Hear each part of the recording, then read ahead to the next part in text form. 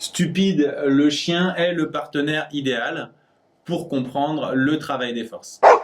Son problème, vous le connaissez peut-être déjà, c'est pas qu'il mange de la neige, c'est qu'il ne tire pas avec les autres chiens. Normalement, tous les chiens tirent dans la même direction, mais c'est un principe qui a échappé à Stupide. Parfois, Stupide est inspiré, dans ce cas-là, on le garde avec nous. D'autres fois, beaucoup moins. Ici, il vaut mieux le détacher. Qu'est-ce qu'on fait dans ce cas-là? Globalement, il tire dans le bon sens, donc on va le garder.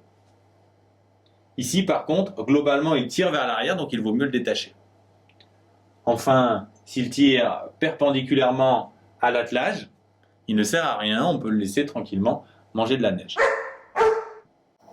Il est intéressant de remarquer tout de suite que dans cette situation, tout se passe comme si on avait deux petits stupides, un qui ne sert à rien et un qui tire et favorise le mouvement avec une force un peu moins grande qu'au départ.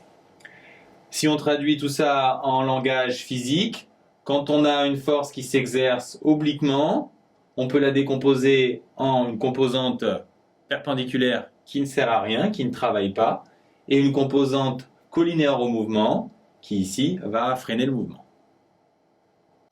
On peut donc tout ramener à trois cas simples. Si la force tire dans le même sens et la même direction que le déplacement, alors elle va apporter de la vitesse à l'objet, elle va lui apporter de l'énergie qu'on appelle travail. Si on tire deux fois plus fort, on va pouvoir apporter deux fois plus d'énergie. Et si on tire deux fois plus longtemps, on va aussi pouvoir apporter deux fois plus d'énergie. Le travail est donc proportionnel à la fois à la force et à la distance parcourue.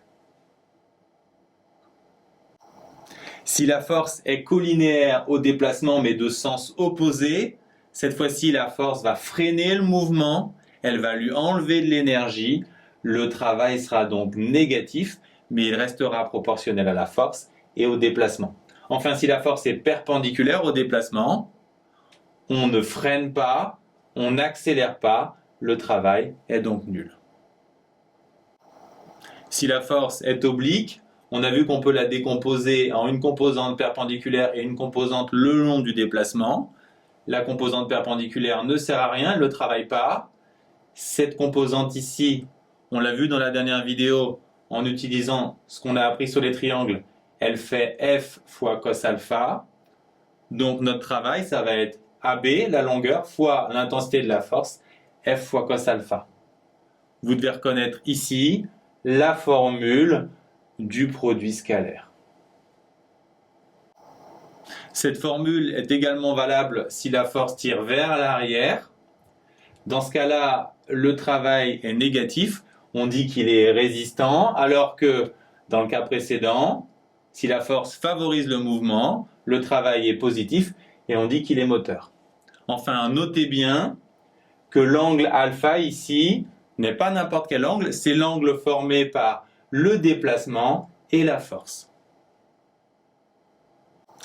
Dans les exercices, une des forces qui intervient le plus souvent, c'est le poids. Et si vous pouvez, pour calculer son travail, utiliser la formule habituelle, il y a une formule beaucoup plus simple qu'on va démontrer maintenant. Partons de ce qu'on connaît. Le travail du poids entre A et B, ça doit être le produit scalaire de P et de AB. L'angle entre P et AB, c'est très important, c'est pas celui-là, c'est cet angle-là qu'on retrouve aussi ici. Si on visualise uniquement le poids et AB, on s'aperçoit qu'il fait 90 moins alpha, donc ça nous fait P fois AB fois cosinus de 90 moins alpha. Vous devez le savoir, c'est une formule de trigonométrie de première, cosinus de 90 moins alpha, c'est sinus alpha. Maintenant, observons le triangle de la descente de la luge entre A et B. On connaît AB l'hypoténuse, on connaît cet angle. Donc, avec la méthode qu'on a vue précédemment sur les triangles, on sait qu'en face de l'angle, on a AB sin, le long, on a AB cos. Donc, AB sin ici, ça revient à H, ici, cette hauteur, le dénivelé entre A et B. Donc, le travail de la force, c'est MGH. Plus MGH si on descend, moins MGH si on monte. Si vous avez trouvé un peu compliqué cette démonstration, raison de plus pour apprendre cette formule. Alors, pourquoi plus MGH quand on descend? Parce que quand on descend, le poids nous aide, on le voit bien quand on est en vélo, alors que quand on monte, on sent bien que c'est le contraire. Enfin, comment déterminer H? Eh bien tout simplement avec les techniques qu'on a vues dans le triangle, comme ici. Que retenir? Quand une force tire dans le même sens que le déplacement, le travail est positif, on dit qu'il est moteur. Quand la force tire dans l'autre sens, le travail est négatif, on dit qu'il est résistant. Si on veut calculer le travail, son intensité, on peut appliquer la formule générale, c'est le produit scalaire de la force fois le déplacement. Mais la plupart du temps, on peut éviter cette formule, on tombera presque toujours sur un des trois cas simples, où la force est soit collinéaire au déplacement, soit perpendiculaire, ou alors on tombera sur le travail du poids, plus MGH en descente, moins MGH en montée. Enfin, vous vous demandez sûrement à quoi sert le travail des forces, c'est justement ce qu'on va voir dans la prochaine vidéo.